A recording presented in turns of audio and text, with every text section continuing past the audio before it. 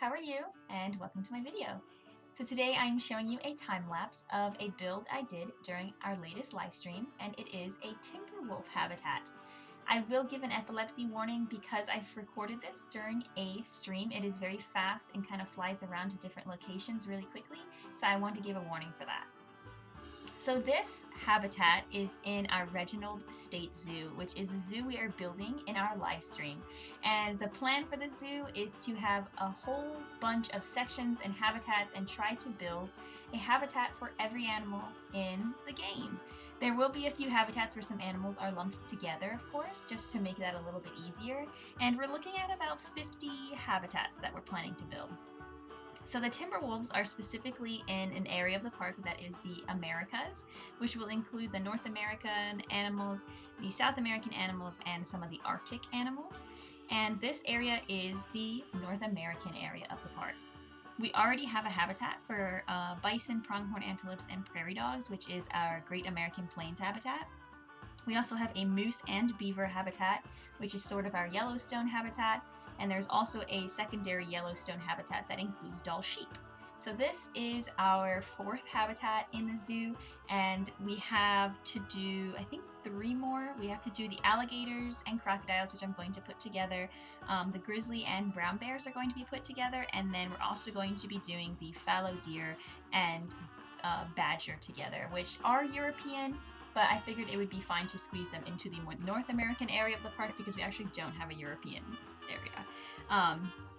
There's 3 main large areas of the park: the Americas, Indonesia, and Africa, and then there are 2 smaller areas of Australia and aquatics, and each of those are sort of divided into some smaller areas within that.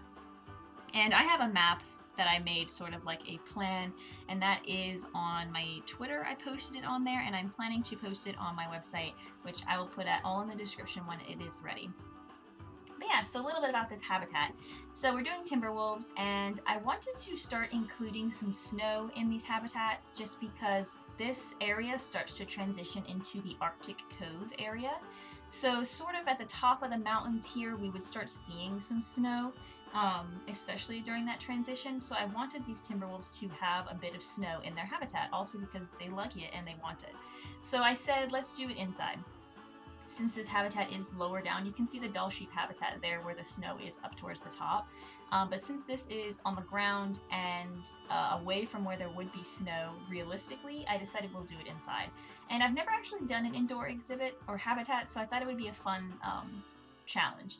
And it was definitely a challenge. I think the biggest challenge was like the camera and trying to get it into a position where I could actually see to be able to build. But sort of trying to build from the ground up as much as possible instead of building the entire shell and then going into it was very helpful. So here is an area where the wolves will basically go away for the night. I mean, in the game we don't have an area where like the zoo closes, but I like to roleplay the idea that that's where in the evening when the zoo is closed, the animals would be kind of put away for protection. So in all of my habitats, there's sort of that area where there's like this separated sleeping areas, and that's what that's supposed to be. So here we're throwing in the wolves just because we want to try and work on the traversability, because this habitat does have a lot of rock features and hilly areas, and we're wanting to make sure that the wolves can actually climb up and down all these different areas. So towards the left here, where we're kind of working on the glass there, is where the snow-capped little hill is going to be. And because of that, I wanted to include these glass, I guess, hallways for where the guests will be, so that in theory the snow and the cold temperature that the habitat would have to be wouldn't be affecting the guests. Although in the game the cold temperature still does affect them in there. For some reason I thought that the walls could separate the temperature, but it doesn't. So in theory that's why there's the glass walls there. And we built the whole thing out of cement, and that's usually how I start my builds, is I build the entire shell out of cement or concrete pieces, and then I will go back in and only change out the pieces that are visible to the guests, so that like the back walls and stuff behind the scenes will stay cement, just because I like that roleplay aspect of the game, and I feel like it keeps that utilitarianism to the the parks, which I find to be really fun. So this back wall is going to stay cement, but I put those big windows in to kind of help bring in some light and help it feel a little bit open, because without it, it just felt like a cement prison. So we have the snow in now, you can see. And I'm just kind of placing rocks, and there's going to be a lot of moving around here, trying to get under and trying to get around, as well as also checking for traversability. So because this habitat is indoors and the guest habitat or guest path goes like right through it, there is not a lot of space for the wolves to get out of the guest's sightline. So they did get stressed out a lot. So I tried to make sure to include a few areas where guests could view them, but maybe more privately, like the cave area there where it has the one-way glass. And then we have 3 areas where they could go to completely get out of the sightline of the people. So there's right under that path area we were just working on there. To the left of the snow, there's sort of another cave that kind of goes underneath where the education talk will be, and then there is the area where they would get locked away at night, and those areas are completely out of sightline, and that helps the wolves to get away from that and get a little bit less stress. And then we're also going to add a bunch of trees to kind of help hide some of that cement wall. So this is another area where they can climb up and down, and I really wanted to include elevations in this just because I felt like since it is a flat indoor building, we would want to include some of that to make it more interesting, as well as to get the wolves kind of moving around and doing some stuff. So this area and on the other side where the rock formations are, I built sort of platforms that go up to where eventually, if the wolf goes to the top of it, they will be pretty much in the same sight line as the people. You can see there it goes right up to the top, which I think would be so insane to see if you walked into this timber wolf habitat and it's just right there on the other side of the glass. But the trees also help with a little bit of the sight lines, because I wanted to basically make it to where there are certain spots that the guests would have to go to get good views. So like this side they would go to, or that side where the snow is, they would have to go right there to be able to see past the trees. And then when they go in the main entrance, they can see this side of the habitat, just so that they don't go to one spot and view the entire habitat. We want them to have to walk around to get different views. So that's sort of what we did there. And here's me throwing on the roofs, which with a big building like this, the roof was kind of pretty important because you don't want it to be just one big flat roof. You want to add a lot of interesting shapes and angles and turns and different things like that. So I spent a lot of time sort of doing different boxes within the building. And the big main one back there where the trees are is going to stay a flat roof, just because I felt it added a little bit of interest. And since it would be concrete and probably too heavy to actually support itself, we made the middle glass, which also helped bring in a bunch of light, which also from an overview stance, I think it looked amazing. So under there is where the cave viewing area will be. And then to the left of the building right there is a restaurant, actually. We named it Timber Treats after the wolves, and it came out really cool, actually. I'm really happy with how it came out. So it's sort of like this whole building was inspired by like a ski lodge or like a log cabin vibe, obviously because we're in sort of like this North American alpine kind of area. And here's where we start switching out the cement for the logs, which I think really starts to pull the look together. So from this point on, the main structure and habitat is pretty much done.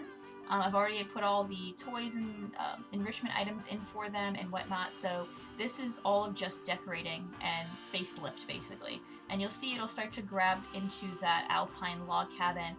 Pretty much we transition all of the facade pieces here out to logs, and then we use a lot of tree logs to kind of frame almost every aspect of the building, and I think it really comes through. And we include a few little like planter areas with some sculptures and whatnot, and then the bottom half is stone, which I just felt was a really good idea. So on the left side of the building, if you're looking at the front, is the restaurant, and we named that Timber Treats. And basically I tried to build it to be more of a sit-down restaurant, and not so much like the really quick. So at the bottom of the building there is a Street Fox coffee, which we added because one of the guests, or one of the viewers on the stream, did the random facilities challenge, where you could donate $3 to the stream, and I'll spin a random wheel and pick a facility, and we'll have to try and squeeze that into the current build, which they spun for Street Fox coffee. So I kind of squeezed that down in there, and this one down here is more of that kind of fast food vibe, just quick drink place to go and get something. But the Timber Treats is more of an actual restaurant where you would order and sit down and spend like a good 45 minutes to an hour there eating. So it is much more detailed. in the inside, and I think it came out really, really pretty.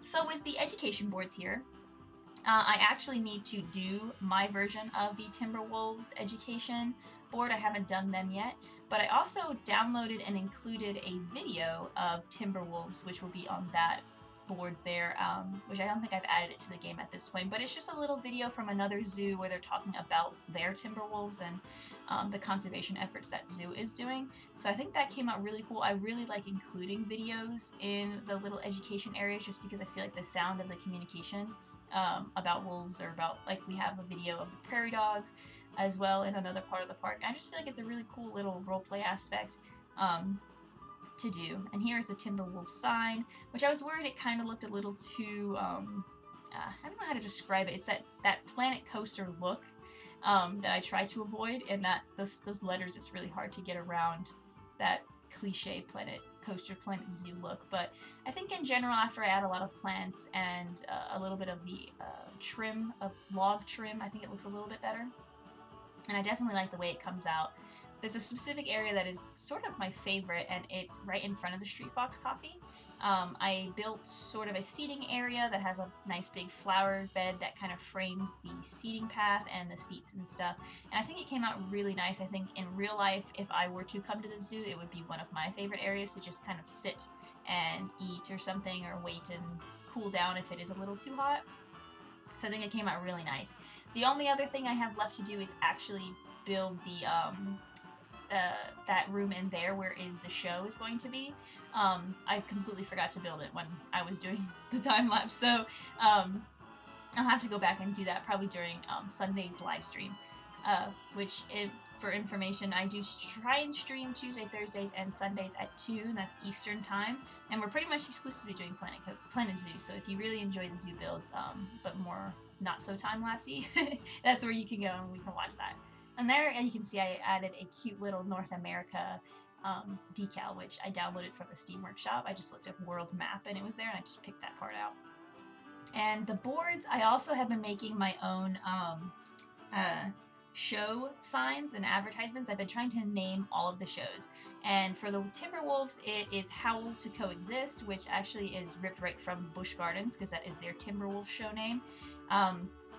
But our other shows also have names, and for example, the Prairie Dogs, I forget what I named their show, but I know that the Pronghorn Antelopes are Conservational Divide, Beavers are To Bridge a Dam, Moose is the Heart of Canada show. So I try to name the show something a little bit more interesting, and I also make my own advertisement billboards on Adobe Illustrator, which I need to do for the Timberwolf habitat, which I haven't done yet.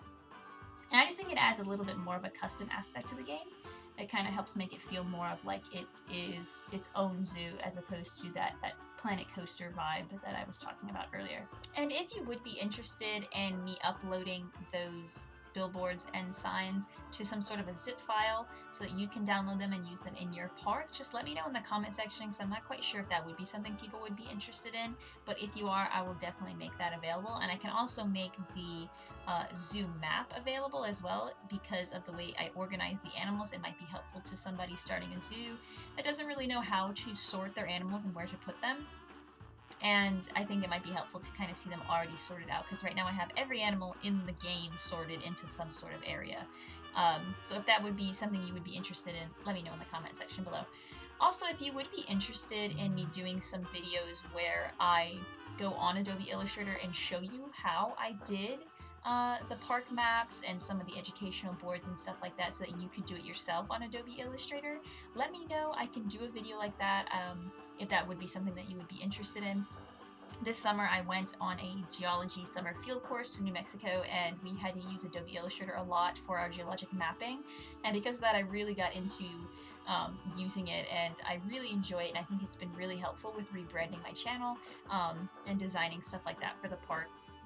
I think it really helps add that personal touch to it, which I really, really like. Now let's talk about where I'm getting my inspiration for this zoo, because when I'm streaming, that's what a lot of people will come into the stream and ask. Other than what are you building, people will ask, where are you getting your inspiration from? Where do you find your photos? And basically what I do is, when I'm getting ready to build an animal habitat, the first thing I will do is look up actual Planet Zoo videos of somebody else building a habitat for that creature, just so that I can see sort of what is entailed with that animal specifically. For example, like the timberwolves, knowing that they need snow, and that, I don't know, stuff like that, it will help me to know what is it that I'm going to need to build. Because with the moose and beaver habitat, I actually built the whole thing, and it was sort of like this cliffy, hilly, Yellowstone vibe. And then after I put the animals in, I realized that the beavers need a significant amount of water, and I hadn't included that yet at all in the habitat. So it ended up being really annoying to have to take everything basically apart and rebuild it. So the first thing I do is I will watch a Planet Zoo video, sort of like these ones that I'm making right now, to see what other people are putting in their zoo and what stuff is needed for the animal that we're about to build. Then what I will do is sort of just Google the animal. If they give like a specific species, I will look that one up and look at other zoos and see what they're building, or what their habitats look like, if they have any. And then what I will do after that is just look up the natural habitat of the animal and see sort of what their environment looks like, and then from there I can sort of get some sort of inspiration. And with the moose and beaver habitat specifically, my inspiration was Yellowstone, because I looked up, you know, the animal, its natural habitat, and a lot of their natural area is in the Yellowstone area in sort of the northwest, you know, United States.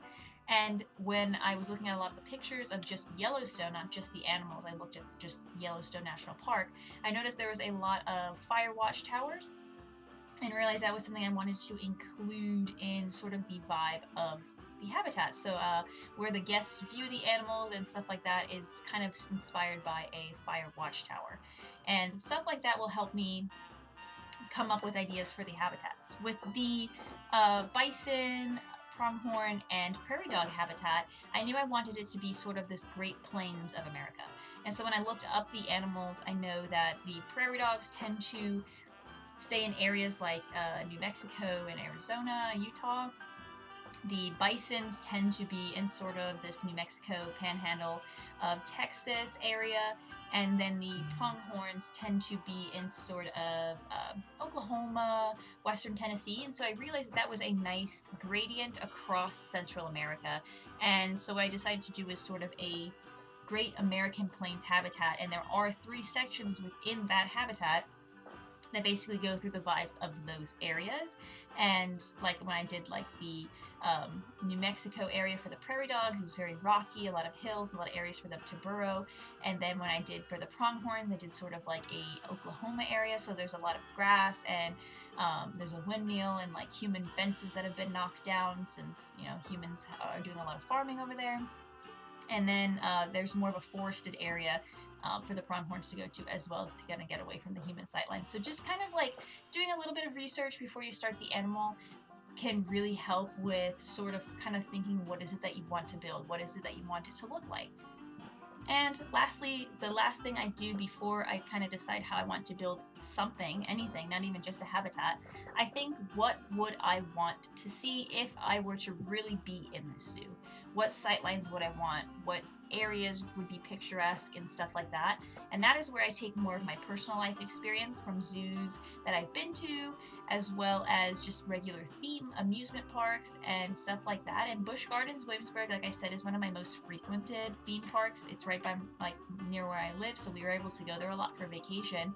And it is a very beautiful park. It's known as the world's most beautiful theme park, and it sort of started more of a walk-through garden for the Busch, I forget what it is, beer. And so it's more of a garden before it became a theme park, but it also has a lot of animals in it. And so those areas of that park are really influential for me deciding what I want to build and what I want it to look like. And for example, when I was building this restaurant, I knew I wanted it to be very dark and very intimate feeling. And so I started looking up restaurants that I've either been to, or I just kind of looked up modern alpine restaurants. And sort of actually what influenced this building a lot was sort of Outback Steakhouse for me. I just like that dark brown, sort of intimate, quiet feeling, and the lights being really close to the tables. And so that's what really influenced the look of this restaurant. And also just looking up gardens and botanical gardens and stuff like that really helped me to come up with sort of these small detailed areas, like I call them the greens, which are areas in your park that are like, you know, a triangle from where the paths connect, or an area that the path goes past, and it's just sort of like a weird shape of grass. And those areas, when you fill them in, really help the zoos and your parks in Planet Coaster feel more full of life and finished and completed. Like, for example, this whole area over here is a green area, and I kind of helped fill it in by building this nice little planter that sort of mimics the one that's over there by Street Fox Coffee, and it helps sort of close in this area and make it sort of feel like it's its own area, sort of gated away. And in that green area, I was able to just kind of put trees and stuff, and it really helped it kind of just hide it away, as well as fill in that area to feel like every part of this park was intentional. Every part of it was built for a reason, for guests to either look at or have some sort of use from, whether it's just shade or anything like that. We are coming up to the end of the video now, so I will send you guys off. Thank you so much for viewing. If you stayed all the way through to the end, leave a like so I can know who did. And if you want to see more videos like this, let me know in the comment section below. But I will leave you guys with some beautiful cinematics of our timber wolf habitat, and I will hope to see you guys again in another video or at one of my live streams. And if I don't, I hope you have a great time doing whatever it is you are doing, and I wish you the best.